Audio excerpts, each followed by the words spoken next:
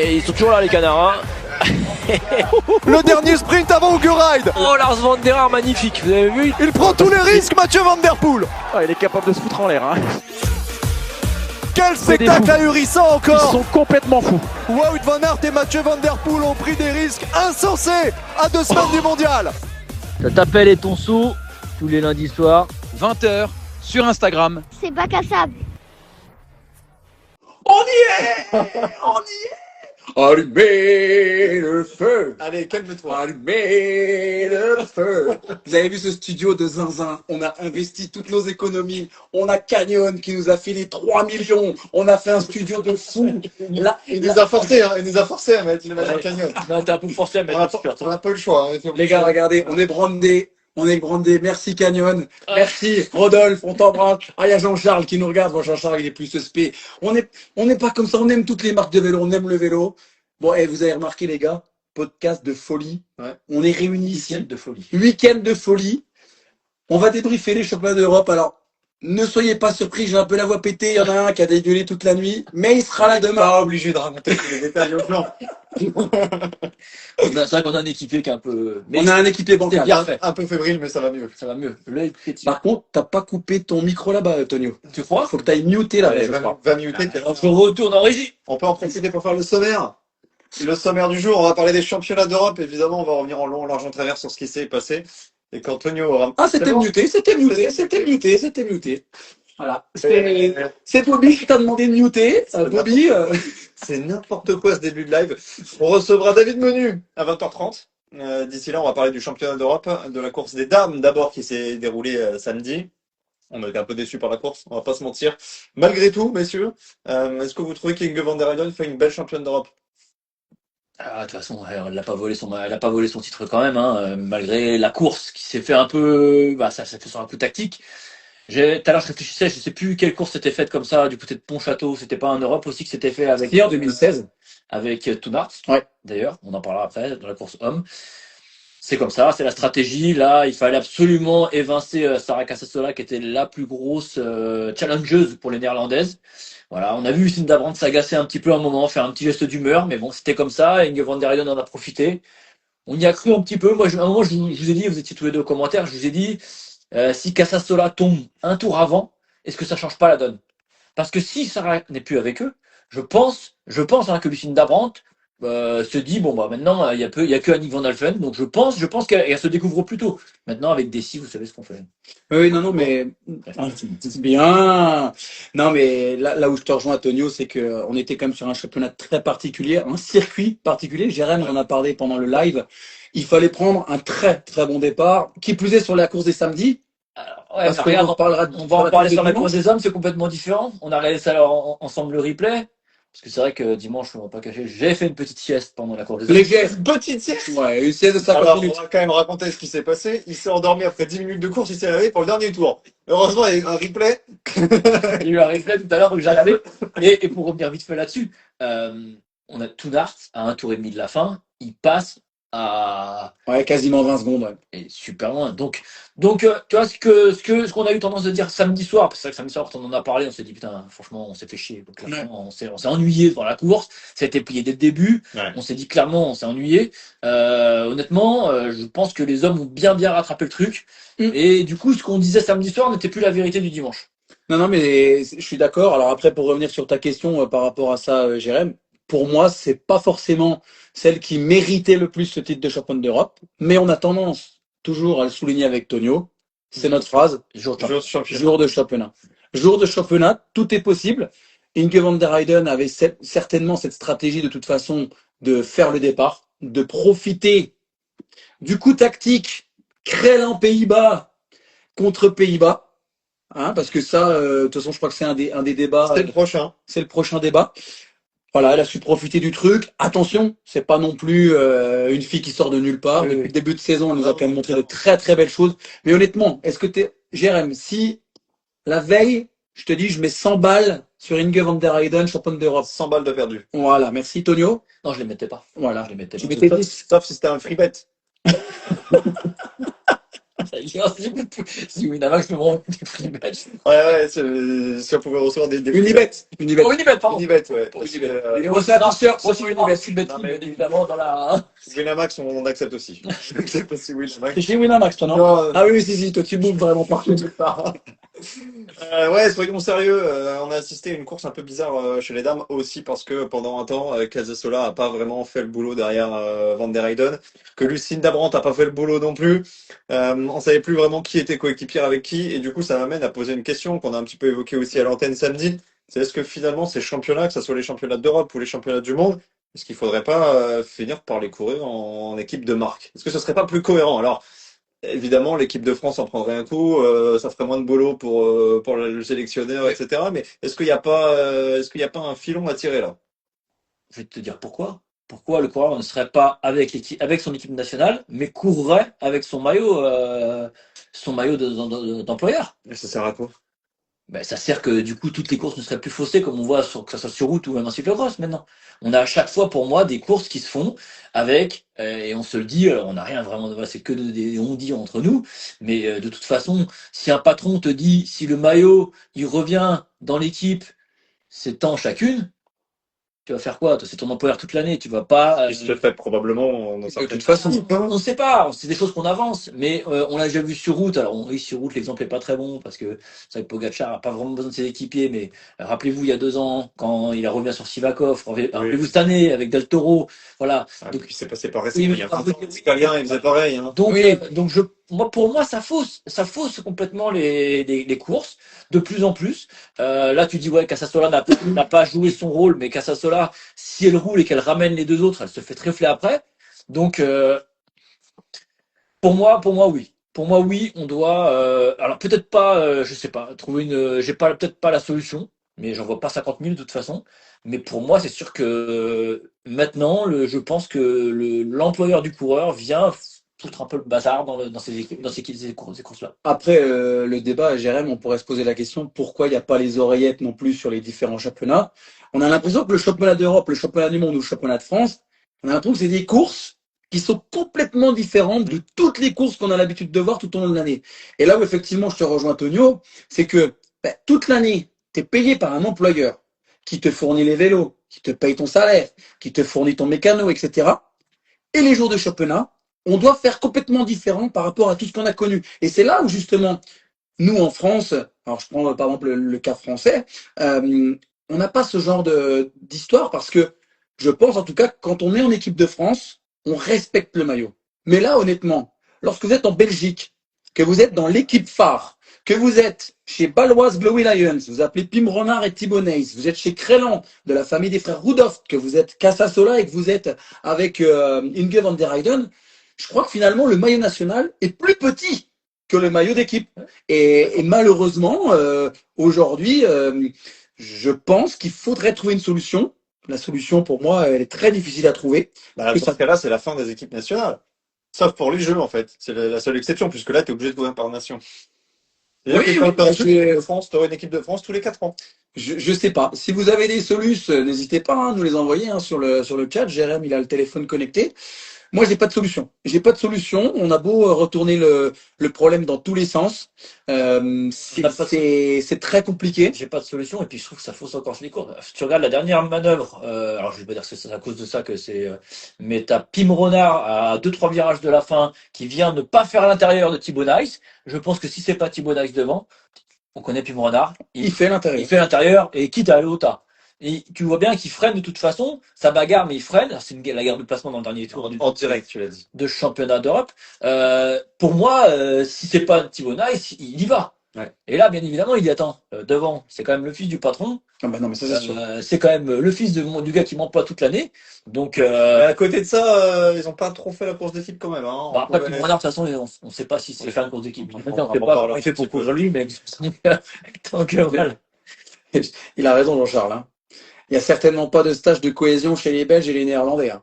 Ah bah non, clairement pas de toute façon. Autant c'est vrai, on a vu l'équipe de France qui s'était réunie la semaine passée pour créer un groupe, Ah un non, groupe c'est en Belgique et aux Pays-Bas. D'ailleurs, je me demande si c'est un briefing chez les Belges et chez les Hollandais. de toute façon, ils viennent déjà tous avec leur campeur perso, on le sait très bien. C'est vrai. De toute façon, il y a déjà assez peu de cohésion d'équipe, on le sait aussi, parce faut le rappeler qu'ils ont chacun leur campeur le reste de l'année. C'est pas comme les Français où vous avez des clubs ou des teams maintenant qui se font, où ils ont un gros camion avec un gros campeur et tout le monde se change au même endroit et tout le monde vit ensemble. Eux, c'est des individualités.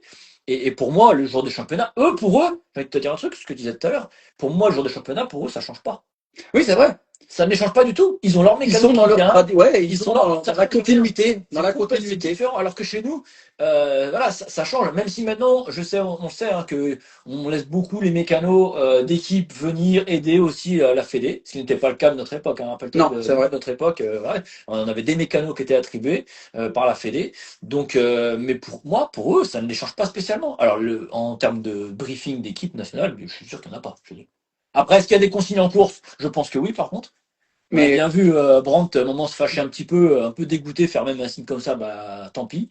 Mais je pense pas qu'il y ait de briefing avant. et d'ailleurs, on l'a dit pendant le live et je l'ai dit Jérém pendant que je commentais la course élite homme avec Louis-Pierre, c'est le premier coureur qui a fait des siennes. Je sais pas si tu t'en rappelles, Tonio, c'était en l'an 2000.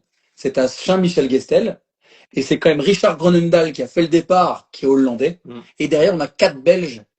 Mario De Klerk, Erwin Verweken et Sven Nys qui arrivent dans la catégorie et qui refusent de rouler parce qu'il a marqué Rabobank sur le côté et Richard Groenendaal et son équipier tout au long de l'année. Et je crois que depuis, il y a une espèce de jurisprudence en Belgique chez les élites où finalement, sur le premier quart d'heure de course, vous devez faire la course pour faire le tri et après vous vous démerdez. Nils Albert, champion du monde en 2013 à Coxide, c'est le premier à avoir fait le départ. Il est parti derrière. Il y avait du monde encore sur le porte-bagages. On n'a pas roulé derrière Nils Albert. Et une fois qu'ils étaient à 6 derrière et qu'il n'y avait plus personne, ils ont fait la course, sauf qu'il avait pris 25 secondes. Et je pense que Van der Heyden, pour finir sur la course féminine, je pense, Jérém, c'est un peu ce qu'elle a profité ce week-end. Ça reste une belle championne d'Europe. Et quand on voit l'émotion à l'arrivée, on peut être que contente pour la concurrente de chez Crélin. Ouais, complètement d'accord avec toi. Il y a beaucoup de questions qui reviennent sur la diffusion. Pourquoi on n'a pas diffusé les On n'a pas diffusé. Alors déjà, c'est bien pas les espoirs. parce que si c'était que nous, demain, tout diffusé. demain, tu serais allé avec ta caméra. demain Saint-Etienne, c'est diffusé sur les plateformes mondiales. Non, il n'y avait pas de prod, hein, c'est tout. Il n'y avait pas de production. C'est vrai que c'est étrange parce qu'à partir du moment où tout est en place, c'est une question de coût hein, à chaque fois, mais il n'y avait pas de faisceau international, donc il n'y avait pas de possibilité de voir les courses sur Eurosport. Juste avant de conclure, peut-être chez les filles, parce que là, on peut faire un gros bisou à Marion Norbert Riberol, Oui. qui s'est fait renverser Le lendemain. dimanche. Ouais. Ouais, dimanche, entraînement, et visiblement, d'après les échos qu'on a eu, c'est bien blessé, bien embêté. Et il y a quoi? J'ai eu 2-3 semaines au moins de. 3 courses déjà. Ouais, Les 3 de la semaine, forfait pour les 3 de la semaine, donc demain à Nîmes et Merckx-Place et Hameux, samedi et dimanche. Donc peut-être qu'on la reverra le. En tout cas, on lui envoie plein de bisous. Elle était avec nous la semaine dernière et évidemment, on souhaite jamais un quoi de se faire renverser Non. par une bagnole à l'entraînement. Non, un week-end un peu pourri pour elle. Hein. Non. Donc, reviens-nous vite, Marion. On va parler un petit peu de ce qui s'est passé chez les garçons. Avec la victoire de Tonars. Alors Tonars, qu'est-ce qu'on n'a pas pu lire sur les réseaux sociaux? Alors c'est vrai qu'il y a le contexte, il est revenu de suspension, etc. Malgré tout, est-ce que c'est un bon ambassadeur pour vous? Je ne répondrai pas. Vous l'avez compris. Un beau champion d'Europe ou pas? Parce que est-ce que cette étiquette va lui coller à la peau tout le reste de sa carrière? Bah, malheureusement, dans le vélo, du moment que tu te fais prendre, à vie, tu as l'étiquette. Et pour être totalement transparent, je pense que dans tous les sports, il devrait avoir cette étiquette. Maintenant, il y a un règlement qui est fait. C'est comme ça, il a purgé sa suspension, il est champion d'Europe, il portera le maillot blanc et étoilé. Alors oui, il y aura toujours cette tâche qui sera sur son palmarès, sur Wikipédia, peu importe.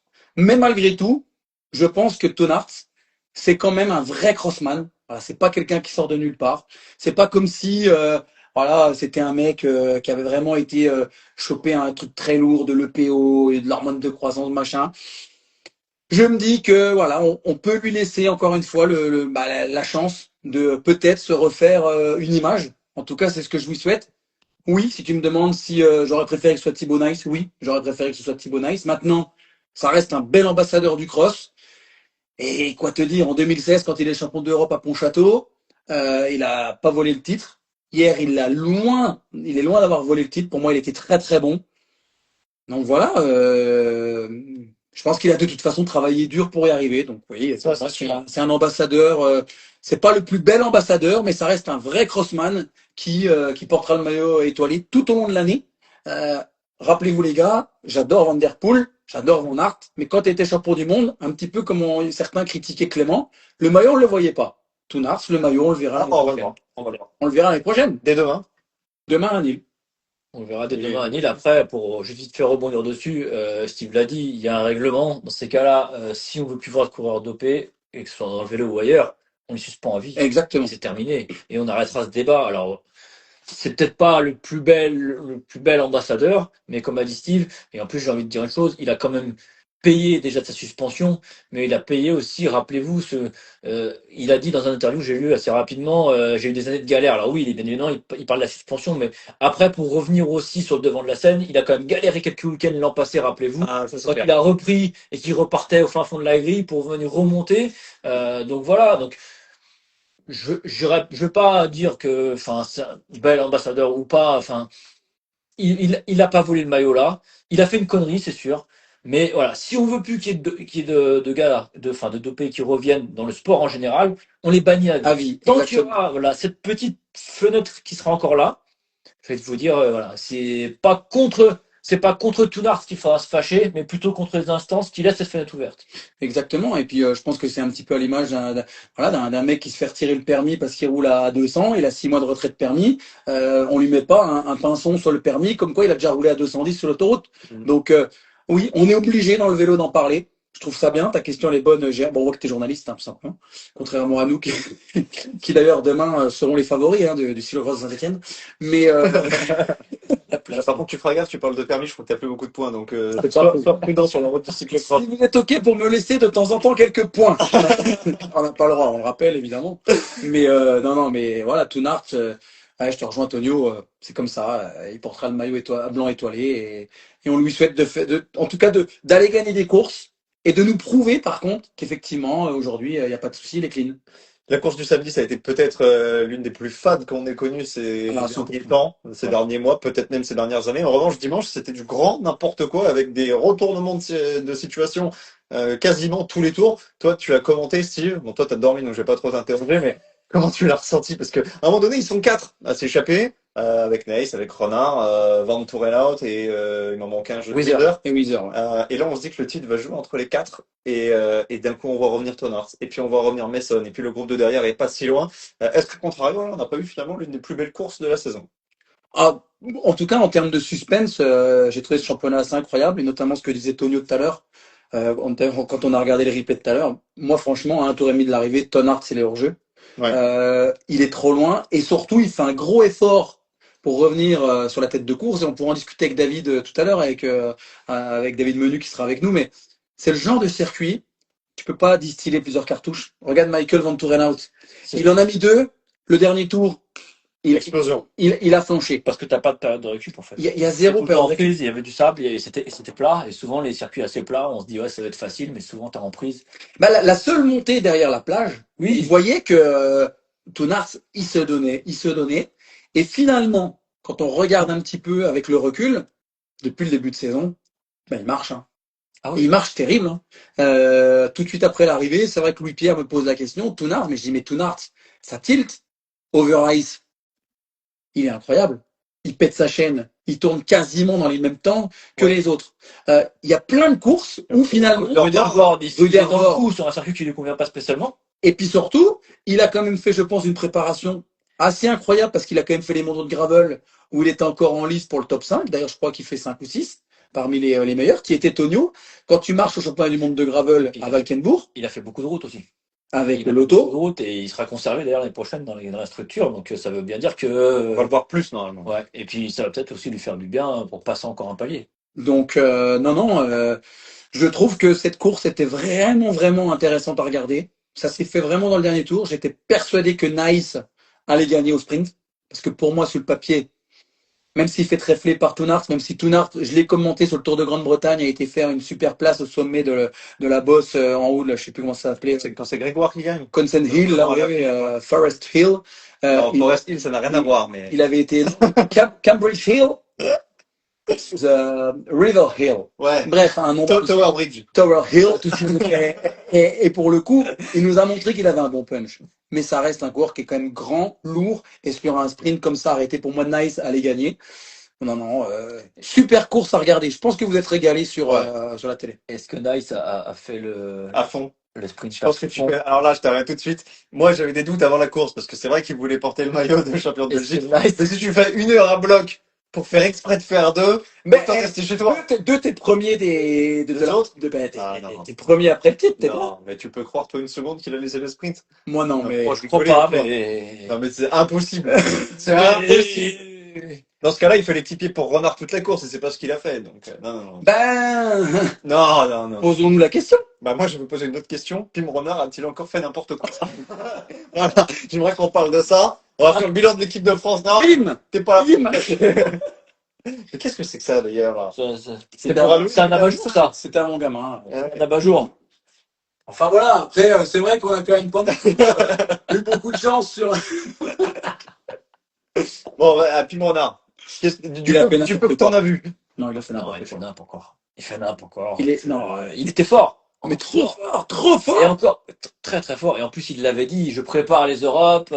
Rappelons-le qu'il avait... alors les gens m'avaient dit, ouais, j'en ai parlé avec des gars en disant, ouais, attention à Pim Renard. On m'a dit, non, mais Pim Renard, ils le savent. Mais rappelez-vous, il était champion du monde à Ostende, dans le sable. Donc c'est pas un manche dans le sable, Pim Renard. Ah, loin de là.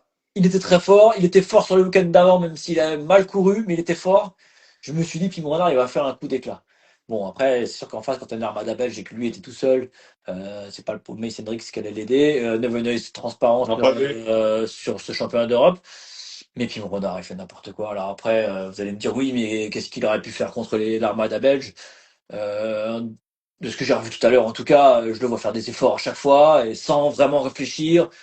Tu crois pas de chaque fois devant Van Tourenhout, là, tu Oui, comprends? il bagarre à chaque placement. Alors, je comprends qu'il veut prendre les passages en sable devant, mais bon, il joue le placement, mais c'est vrai qu'il joue après. Et puis, il vient frotter aussi avec Tonard dans le dernier tour. Bon, c'est plutôt réglo, hein, il n'y a pas de problème. Mais bon, est-ce que ça allait vraiment changer, qu'il soit deuxième ou troisième pour descendre le bac à ça? C'est réglo, mais c'est limite quand même, hein. C'est toujours limite, de toute façon. C'était du Pim Renard. C'est du Pim Renard. Après, pour moi, la grosse erreur de Renard, elle est quand même juste avant que Thibaut Nice n'accélère. Il est dans la roue et il vient de faire quasiment 30 secondes gueule au vent. Moi, j'avais mon petit frère qui était sur place avec mon père. On avait eu François aussi au téléphone et tout. On sait qu'il y avait un gros vent de face. Et quand on regarde, l'arrivée était comme ça et comme ça. Donc lui, jamais il va essayer de ne pas mettre à l'abri. Il est plein fer au milieu. Et on voit les trois autres qui se retournent tous entre eux pour garder la deuxième place à la route Pim Renard. Si tu es sûr de toi, tant pis, tu joues, tu te remets deuxième. On sent que c'est un coureur. Pourtant, il a été champion du monde chez les espoirs. Il a gagné une Coupe du Monde chez les élites. J'ai l'impression qu'il a peur du placement. Il est tout le temps à vouloir être devant. Et Tonio, tu sais aussi bien que moi que des fois, il faut savoir jouer. Ouais. Il sait savoir jouer. À l'image d'un Sven de l'époque ou d'un Stibar qui des fois express mettait 4e, 5e position pour gérer le truc. Non, moi j'ai trouvé qu'encore une fois, alors moi je rigole et c'est pour ça que c'est devenu un peu un rite de le chambrer, mais franchement c'est un coureur qui est tellement généreux dans l'effort, on peut pas reprocher un coureur d'être généreux. Mais en cross, pour gagner des courses, qui plus est aujourd'hui avec le niveau qui est un truc de fou, ce week-end ça a roulé à une vitesse pleine balle. Enfin, je pense que vous demandez à Mason ou à Felipe Horst, on demandera à David, mais je sais pas quand vous avez vu le moment où normalement ça se tasse un peu. Il y a quasiment pas eu de C'est moment pas où ça s'est tassé, tassé. tout à l'heure, c'est un circuit plat avec ses parties en sable. Donc t'es en prise tout le temps. En plus, il y avait des groupes qui revenaient, comme tu as dit tout à l'heure. C'était tout le temps en mouvement, en fait. Ça s'est pas réellement fait. Donc non, là-dessus, je te rejoins. Pim Renard, je sais pas à quel moment il va. Alors tu dis peur du placement, oui, ça se comprend. C'est sûr que c'est un gars qui est beaucoup moins attentiste qu'un rente de pute qui Ah oui. va se faire souvent avoir au placement. C'est vrai. Mais- C'est-à-dire que Van de Pute, on s'est pas trop posé la question ce week-end. non, mais pas ce week-end, mais les autres courses. Mais c'est vrai que Pim Renard, de l'autre côté, lui, il est tout le temps dans l'excès du placement. Ouais. Il joue vraiment ce truc-là, mais c'est pareil, il y dépense aussi un jus de fou. Mais grave. Et puis sa façon de se replacer, qui est souvent pas trop académique, il y va franco, quoi. Il veut être là, il veut pas se faire avoir, mais au final, bah, il se fait avoir quand même. Pim en invité la semaine prochaine. Bah pourquoi pas, Pim, si tu nous entends, si tu parles français. Je crois que toi tu peux faire Moi en je peux flamand. faire en flamand sans problème. Non, il y avait une autre question, en remontant un peu le chat là, de Frédéric. Est-ce que vous trouvez normal qu'il y ait aussi peu de participants chez les élites? 23 chez les dames, 27 chez les hommes. C'est aussi le fait des quotas, hein. Alors, oui, il y a ça. Puis chez les dames, n'oubliez pas qu'il y avait une course espoir dames. Oui. Alors qu'habituellement, elles courent avec les dames. Donc, ça fait plus qu'une course. Enfin, ça fait 2 courses en une. Puis après, c'est les quotas, c'est tout. C'est les championnats. C'est toujours été comme C'est ce ça. qu'on disait aussi tout à l'heure, hein, c'est aussi la face obscure du fait de courir en sélection nationale. Tu peux pas arriver avec 20 Belges. Et non, et de toute façon, ça on voit pas de ça. servira à quoi? Et j'ai envie de te dire, de toute façon, en fait, compte, oui, sur les start list des X2O, super prestigieux, vous voyez 70 coureurs, mais finalement, La bagarre, c'est les mêmes. la bagarre, tous les week-ends, c'est les mêmes. Il y a 45 Belges déjà. Voilà. Celles qui En étaient plus, pas là et ceux qui étaient pas là, c'est pas parce qu'ils étaient pas sélectionnés. Ça arrive une fois non, mais de toute façon, il manquait pas de 6 gros mois. noms, finalement. Il Quand manquait- tu penses bien, les Belges, ils ont le droit, ils avaient quoi, C'est ça. 8 coureurs? Non, mais ça a pu arriver par le passé, notamment l'année dernière, je crois. Si, Les Belges étaient ric-rac pour les Et sélections. t'avais pas Van de Bosch, là, qui était pas là. Ouais, voilà. T'avais pas qui d'autre, c'est tout. Là, pour la Belgique, t'en avais un ou deux qui t'ont manqué, qu'on voit un petit peu habituellement, mais, Mais chez les dames, c'était pas le cas. Après, bah non. Ah. Et chez les dames, la startlist jusqu'à la veille était complètement fausse. Sur la startlist de la veille, vous aviez Alvarado et Evors qui étaient alignés. Mm. Donc, Après, juste, faut quand même savoir que ça reste malgré tout les sélections, les fédérations qui décident si oui ou non ils envoient les quotas max. Oui. Vous prenez l'Irlande, il n'y avait pas d'Irlandais. Peut-être que la fédération irlandaise n'avait pas forcément non plus l'envie et le budget d'inscrire des Irlandais pour un hypothétique top 25. Idem chez, je crois que c'est les Suédois qui n'ont pas fait le déplacement. On avait toujours des Suédois au départ. Ouais. Alors si c'est pour une quantité de coureurs, oui, c'est une histoire de gros sous et une histoire peut-être de nations qui seront bien sûr plus représentés au championnat du monde. Mais après, sur la qualité des start lists, tout le monde a joué le jeu. Et moi, j'ai trouvé plutôt sympa et intéressant que les fédérations nationales, malgré tout, aient joué le jeu sur les épreuves juniors. Oui. Parce qu'il y avait que 23 élites femmes et 27 élites garçons. Ils étaient plus de 60 chez les juniors. Il y avait des Portugais, il y avait des Roumains, il y avait des Moldaves, il y avait des petites nations qui ont décidé de jouer le jeu et d'emmener les jeunes sur cette Il y discipline. avait des Suédois d'ailleurs. Peut-être un. Ouais. C'est peut-être le seul, je crois. Enfin, en tout cas, ce qui est sûr, c'est que certaines fédérations ne veulent pas forcément emmener d'élite parce que emmener un élite pour faire 24e et dire que tu as fait top 20, ça, il y a que moi qui Il n'y a que toi qui peux faire. Exact. On parle de Lorenz Weck, on nous demande dans le chat. Est-ce qu'on peut pas? Parce que moi, on m'a vendu Lorenz Weck. Il y a du sable, il va ratatiner tout le monde. Lorenz Ça, Weck, on c'est- n'a pas vu. Alors, Tonio, il va falloir. Tonio, tu veux le masque? non, ouais, je passe. Tonio ne répondra pas Tu à ne Lorenz Weck. répondras pas, mais si tu peux enlever le masque, il faudra que tu l'enlèves. Non. Je t'attends au tournant, là. Bon, on voit bien de toute façon que Lorenz n'était pas dans une très très grosse saison, carrément. Là, Ah ouais, là, t'es. Voilà. Non, on voit clairement qu'il n'est pas dans une grosse saison. Et puis, oui, alors oui, il y avait du sable, mais si on regarde bien quand même ces passages dans le sable, c'était pas des passages de sable où vous pouvez faire la différence. C'est comme un cockside où il faut pédaler longtemps, il faut vraiment voir la trajectoire et autres. Là, on était sur une descente, une remontée, on sortait, ils étaient à pied. La plupart du temps où ils sont passés dans le sable, ils étaient à pied. Donc, oui, je suis forcément un peu déçu parce que j'adore Lorenz Weck, mais de toute façon, si on reprend le début de saison de Sweck, c'est pas foufou. C'est pas Par incroyable. rapport à ce qu'il avait fait l'année dernière, à la même période, on était nettement mieux. Alors cette année, il y a eu le coup des scènes là, qui a fait un peu le coup de spectacle. Oui, oui, oui. Mais non, c'est vrai, oui, il y a sable et sable. Hein, là, tu vois, un au stand, par contre, le remontée sur la plage était bien plus importante. Je pense qu'il y avait plus de trajectoire. Là, finalement, à avoir. Là, Je crois qu'il veut que tu le taises. Ah non, je mettais le micro. quand tu regardes bien, il y avait. Est-ce que les différences se sont faites dans le sable? Oui, dans la petite redescente qu'on voyait pas d'ailleurs en plan caméral ou Nice se loue un peu dans le dernier tour. C'est vrai, mais Mais il n'y avait pas de temps. Enfin, il y avait du sable. C'est sûr qu'il fallait être très très bon dans le sable. Mais quand tu vois de toute façon qu'il y a des non spécialistes, des mecs qui étaient là, qui sont pas spécialement habiles dans le sable, ou tu prends même chez les filles. C'est vrai qu'à ça, elle aime pas le sable. Elle s'en est bien sortie. Elles s'en est très bien sorties. Donc finalement, bon, c'était sablonneux, mais pas. 2 minutes, il reste avant d'accueillir David Menu. Il faut qu'on fasse le bilan de l'équipe de France. Il n'y a pas de titre. Il y a 2 médailles. C'est Liège-Géry, Amandine Muller en argent et en bronze. Comment est-ce que vous qualifieriez ce bilan des Bleus?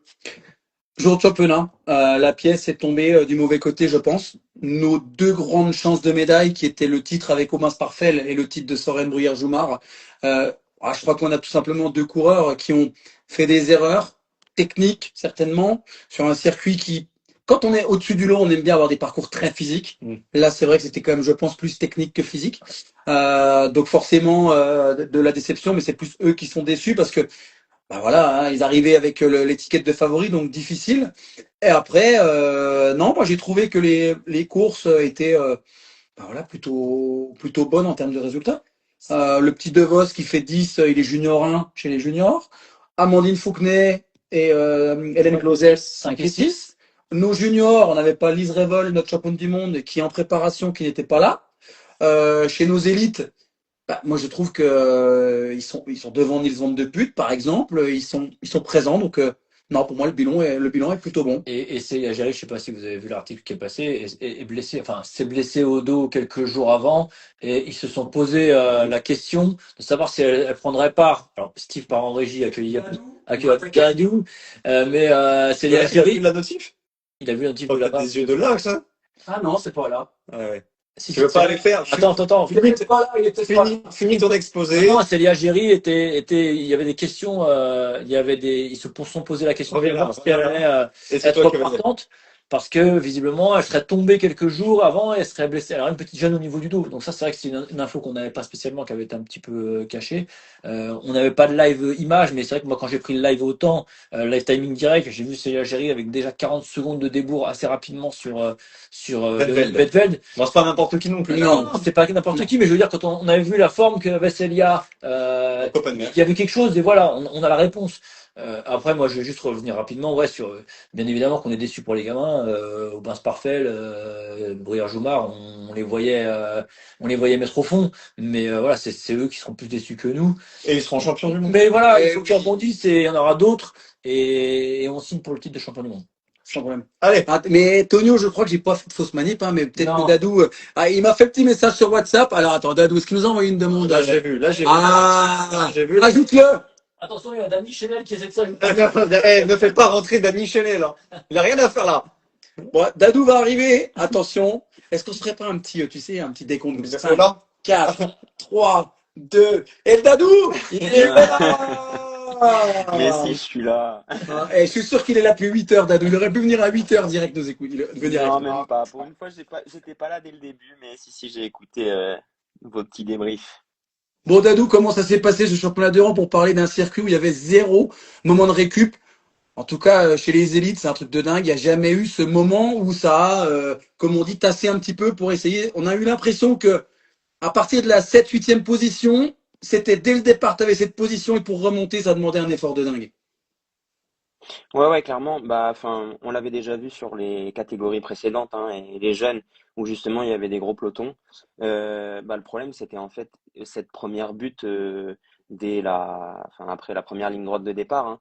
Je pense que au-delà de la 5e place, ça posait le pied à terre, et puis derrière c'était portage. Donc, si on n'arrivait pas à remonter sur cette première ligne droite, cette première butte, elle faisait le tri, et après c'était de la monotrace. Donc moi, pour ma part, je me suis retrouvé avant-dernier au premier virage, donc j'ai vite compris que ça allait être compliqué. Donc après, bah, j'espérais comme d'habitude une course de remontée, mais comme tu le dis, ça s'est jamais posé au final.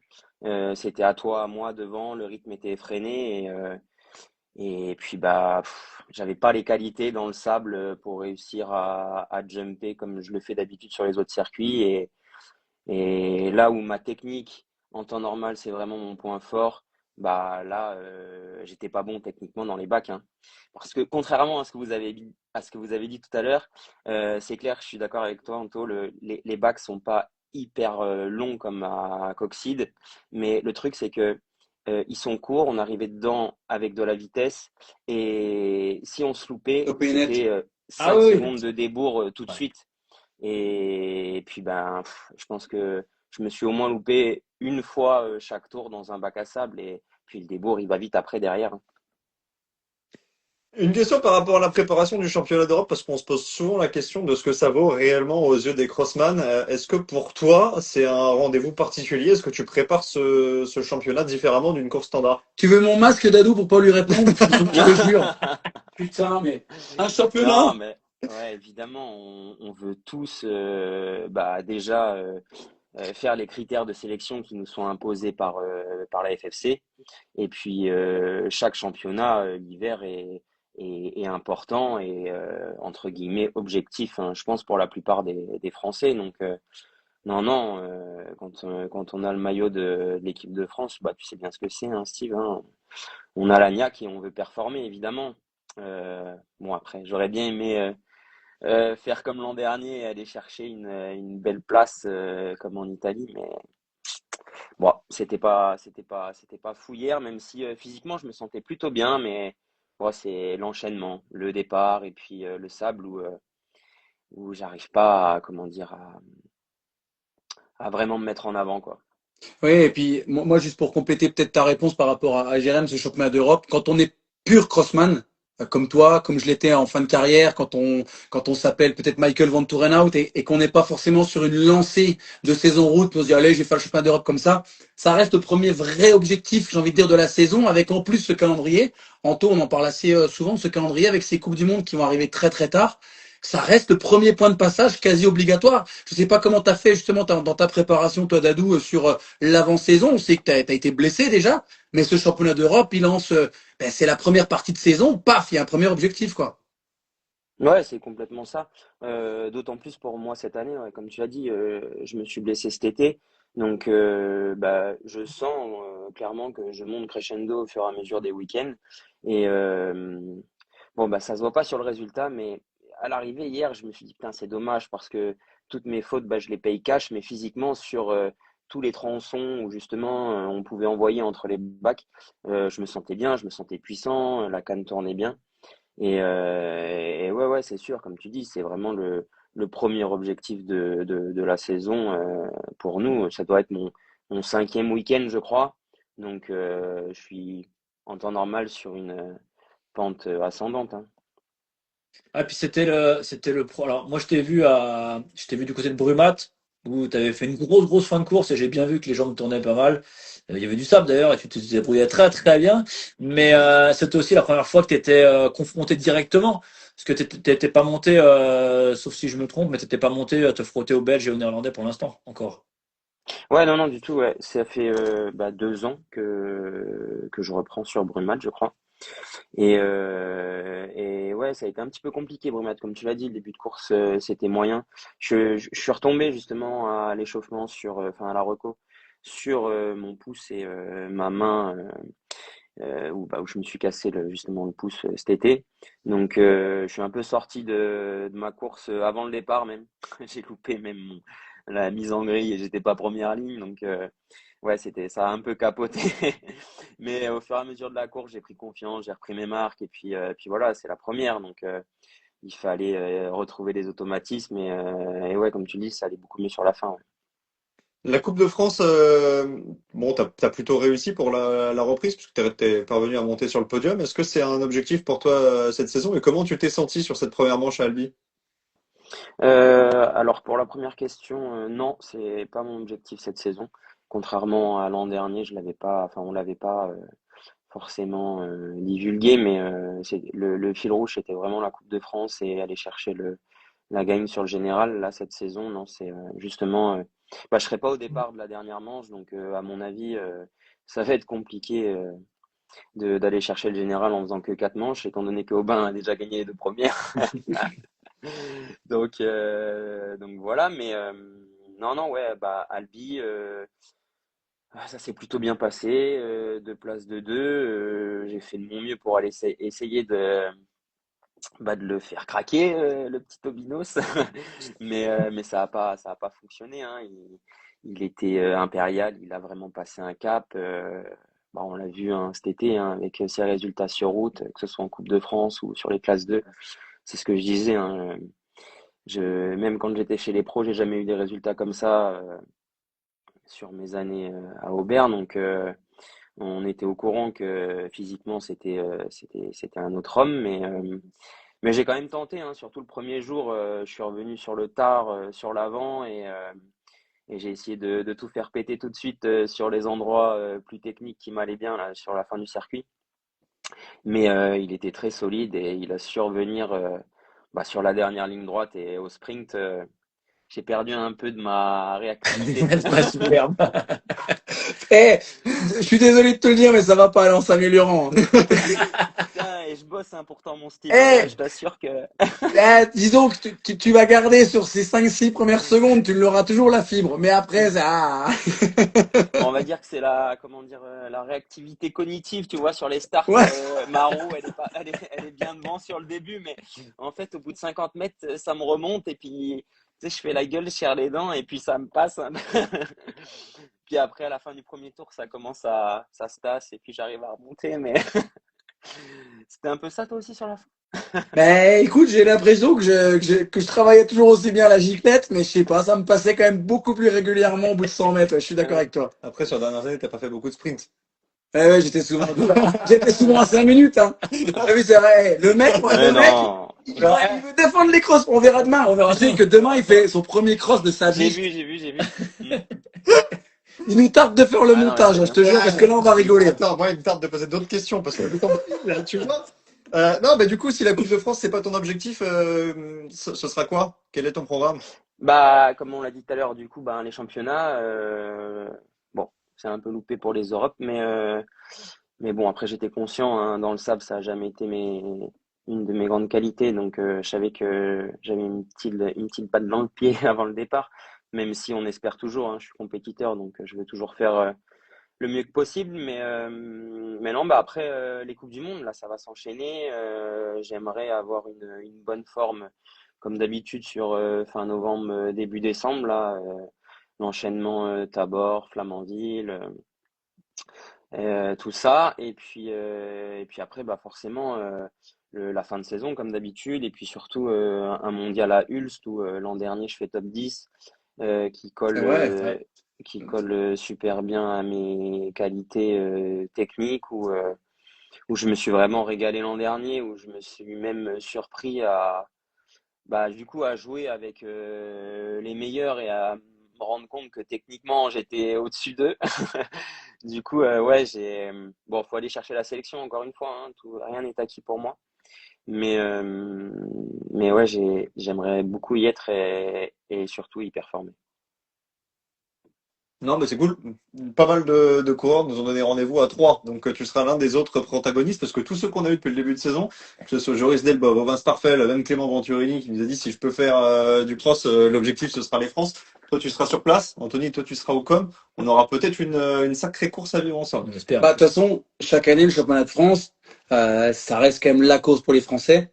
Après, moi, Dadou, je le connais, hein, il tourne autour. Mais je crois que c'est bien qu'ils se mettent sur d'autres objectifs.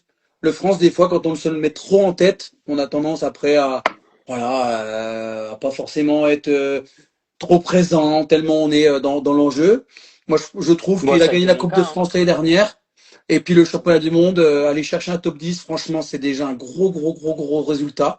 Donc le France, ça rentre dans cette prépa-là. Donc pour moi, les objectifs de Dadou annoncés là, franchement, ils sont top, hein. On demande souvent Ouais. aux protagonistes, aux acteurs du cyclocross, leur plus grand rêve. Est-ce que si toi, tu devais en choisir un, tu choisirais de gagner ce maillot tricolore? Et il l'a eu en Oui, oui. junior quand même, hein. Oui, je l'ai eu en junior, c'est vrai. Non, mais Allez, Mais il faut rappeler, Pour Jérém, Allez, tout ce qui est avant, rappelle-le. pour Jérém, ça ne compte pas. pour Rémy, attends, pas pour pareil. Jérém, hier, j'ai dit j'ai quand même fait 20 championnats du monde. Il me dit non, t'enlèves les espoirs et les juniors. Donc j'ai dit que 14.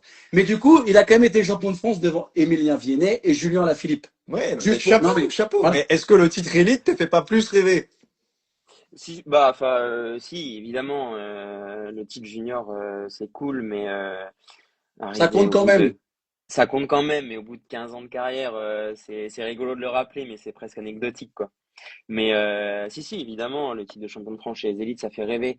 Mais bah, un peu comme tu l'as dit tout à l'heure, j'ai tellement fait une fixette dessus, j'ai tellement été déçu que bah ouais, ça fait 2, 3 saisons que oui, je le prépare, c'est sûr, mais bon, j'ai tellement passé de bons moments.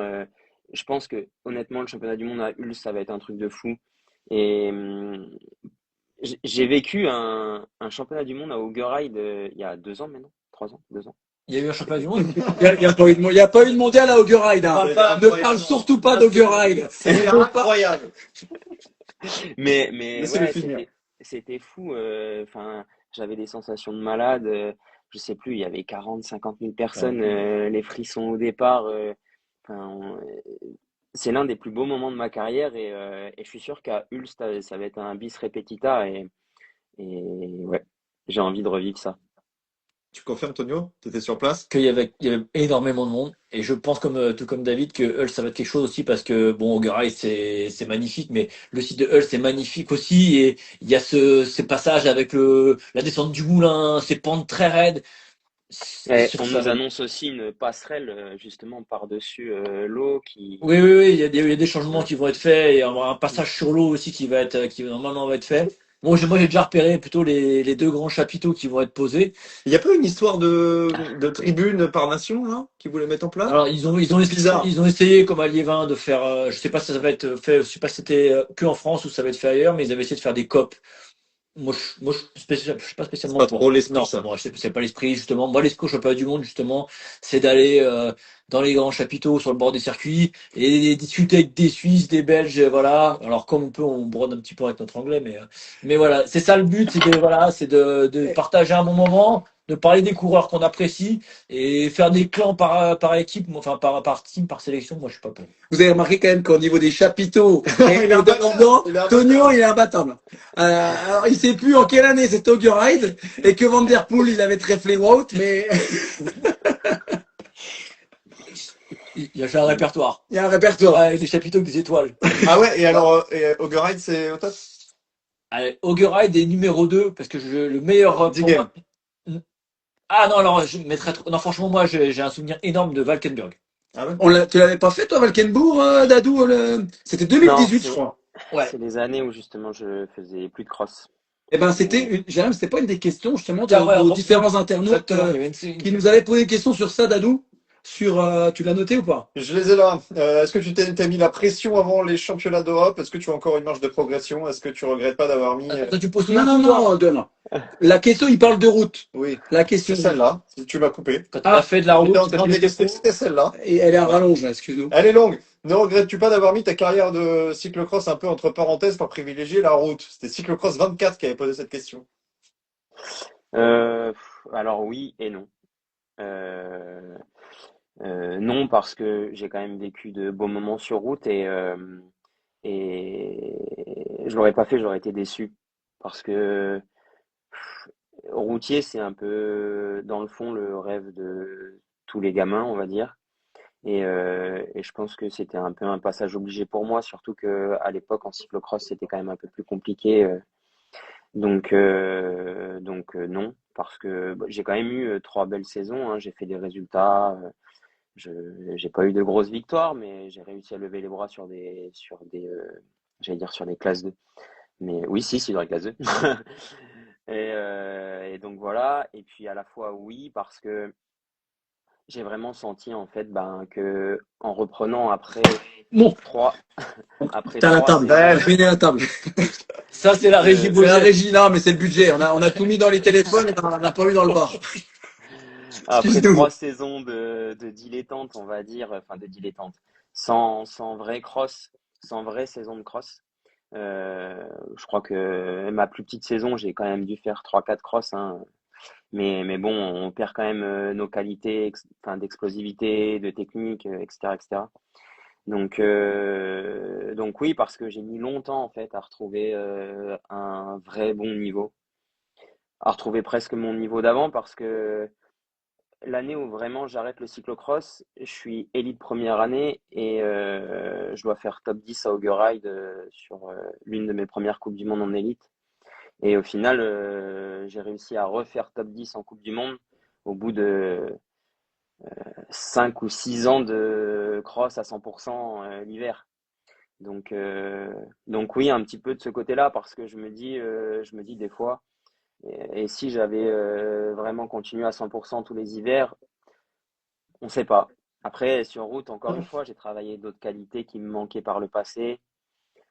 Bon, ça sert à rien de refaire le passé et de se poser des questions, mais bon, pour répondre à la question, oui et non. Non, non, mais après, c'est hyper intéressant ce que tu dis, David, mais aussi parce que enfin, moi, je trouve que, honnêtement, là, sur les 10 dernières années, le niveau en cyclocross, quand même, c'est un truc de malade. Ah oui. Moi, l'image de hier, où il y a vraiment zéro moment où finalement, tu peux remonter parce que ça se tasse pas. Enfin, je veux dire, c'est tout le monde qui a cette envie d'être top 10, top 5. Et en fait, c'est un truc de dingue, la vitesse. Et pour exister dans ce paysage aujourd'hui du cyclocross, franchement, c'est très, très, très, très compliqué. Et les mecs qui sont devant, c'est des mecs qui ont des plannings de route qui sont adaptés, les Emil Verstringe, les Joran Wieser. C'est des mecs, ils ont un caisson de dingue. Et en plus, ils continuent l'hiver à travailler la technique. Donc, et chaque année, on parle de Ventoux, pareil. Parce que Ventoux, c'est technique, mine de rien. Si tu fais pas 1, 2, 3 saisons à bouffer, 12, 15, 20 crosses, c'est compliqué. Tu disais tout à l'heure, le passage du bac à sable, tu perds 2 secondes. À l'arrivée, quand tu as perdu 6 fois 2 secondes, c'est énorme. Donc, je suis dans Ça ça fait fait 12, 12, ça fait 12 12, ça fait secondes. 12. Donc, non, mais, non, mais Non, mais c'est vrai. c'est, Bah, on le non, voit mais avec c'est un truc de Clément, malade. hein, sur Clem, quand il reprend les crosses l'hiver, techniquement, c'est pas du Clem, quoi. Enfin, j'ai pas envie de dire qu'il est à la rue comparé à son vrai niveau, mais et puis on le voit progresser chaque week-end et retrouver ben, son feeling sur le vélo, être plus à l'aise et retrouver son niveau, mais que presque en fin de saison, quoi. Arriver le championnat de France où vraiment, bon, ça va aussi avec la forme physique, bien évidemment, mais non, non, ça tombe pas tout cuit, quoi. Enfin, c'est tout bête, mais des passages de planche, C'est clair. moi, il faut que j'en fasse toutes les semaines à l'entraînement. Enfin, bah, quand j'ai repris vraiment le cyclo à 100% après ma carrière route, j'ai mis longtemps à retrouver le feeling sur les planches et il y a que depuis, on va dire, 2 ans que vraiment je me pose plus de questions et que je les saute toutes. Donc, c'est plein de trucs comme ça, c'est les automatismes. Les automatismes dans le sable, bah, je les ai toujours pas. Oui, essaye pas de les planches. Non, mais toi, t'es passé à côté. Il a fait la J'ai photo. jamais été un il a grand pas sauté. sauteur de planche et je tenterai pas de les sauter là. Je travaille la semaine prochaine, enfin la fin de la semaine.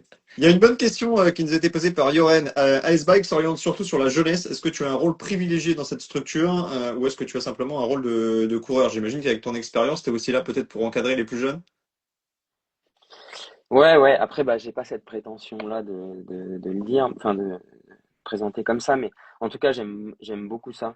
Enfin, j'aime beaucoup ça. J'aime prendre le temps, aller faire les recos avec eux, Ah, tu bah, peux avoir donner la mes prétention, je pense. Tu peux avoir la Tu peux avoir la prétention. prétention, hein.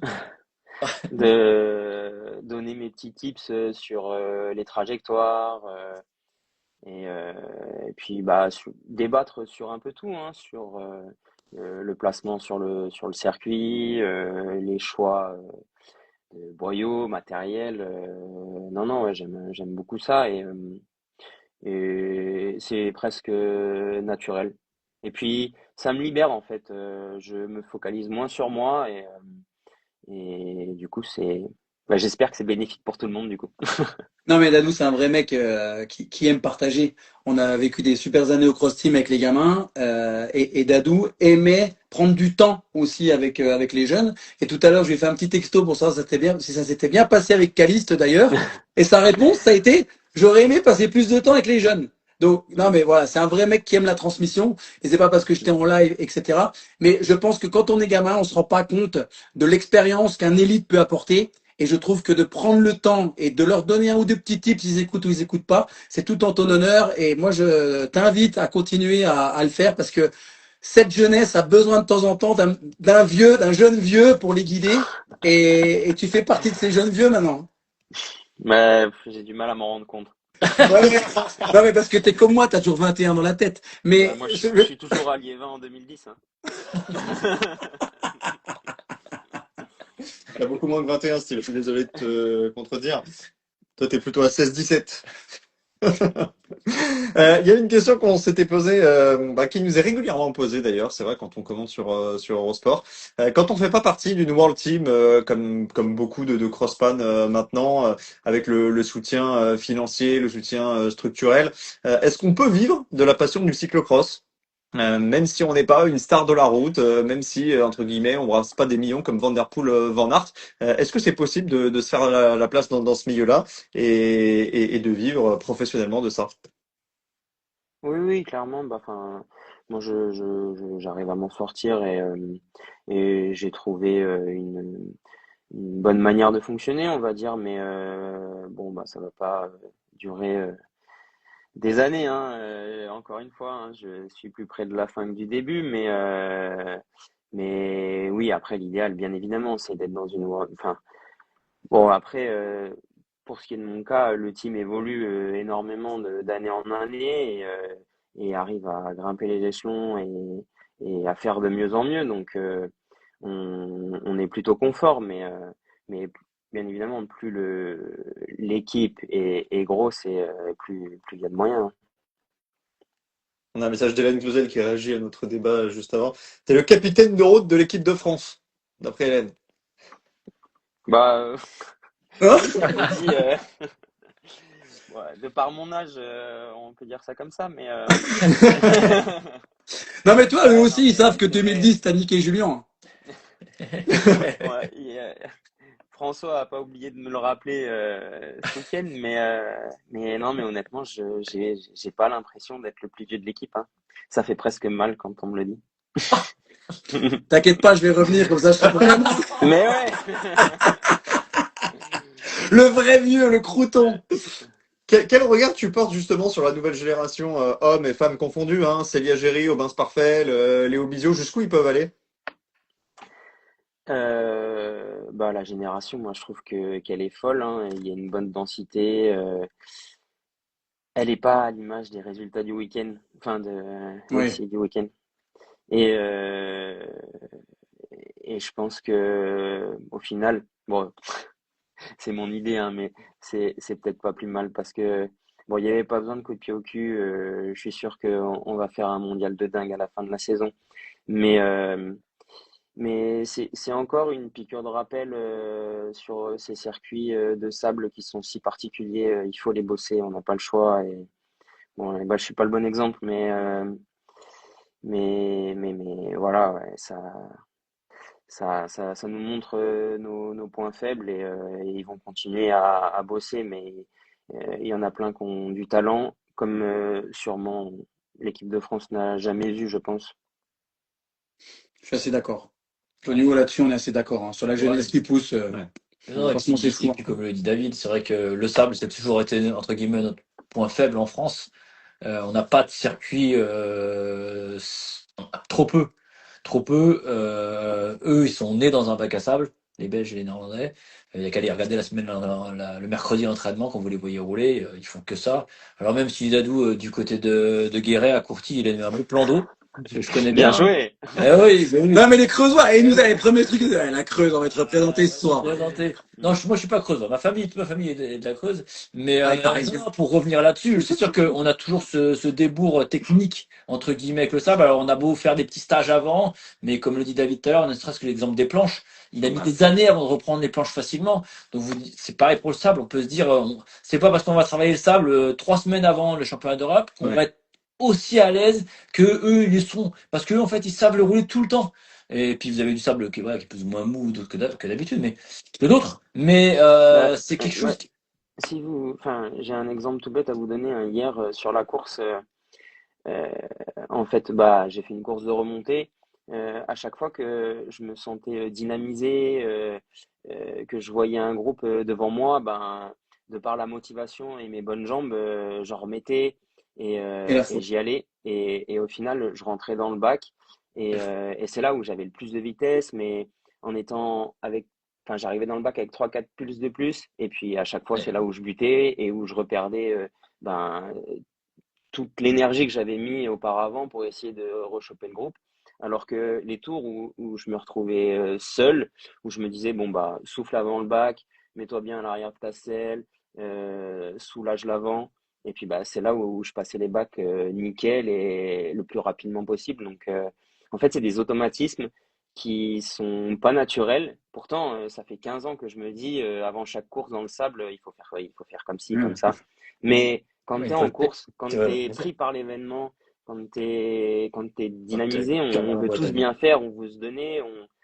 Et en fait, non, c'est pas comme ça qu'il faut faire. Mais c'est ça, comme vous le dites, en fait, les Belges, ils courent souvent sur ces circuits-là, ils s'entraînent dans le sable et il n'y a pas de secret. Il nous reste moins d'une minute parce qu'après on va être coupé par Insta. On nous demande beaucoup les circuits considérés comme les monuments, etc. Si tu devais faire un top 3 de tes plus beaux circuits. Ougerheide. Zolder. Ouais, Zolder, c'était bien. Zolder, c'était un beau. Tabor, c'est sympa. Pontchâteau, ça roule un peu trop pour moi, mais bon, c'est quand même quelque chose. La mec. C'est la mec. Obligé de le On peut dire. pas dire pour château. Bon, on a le top 3. Bah, merci Dadou. Merci beaucoup. Bah, merci à vous. Et rendez-vous pris pour les France. Hein. Ouais, on viendra te voir et puis on va te suivre toute la saison sur les Coupes du Monde. On n'hésitera pas à te solliciter pour les petits comptes rendus du week-end. Cool, c'est sympa. Salut Dadou, Ciao, les merci gars. pour tout. Merci à tous. Allez, dans Régie, Tony en Régie, attention, il a coupé. Hey, ciao, ciao. Bye.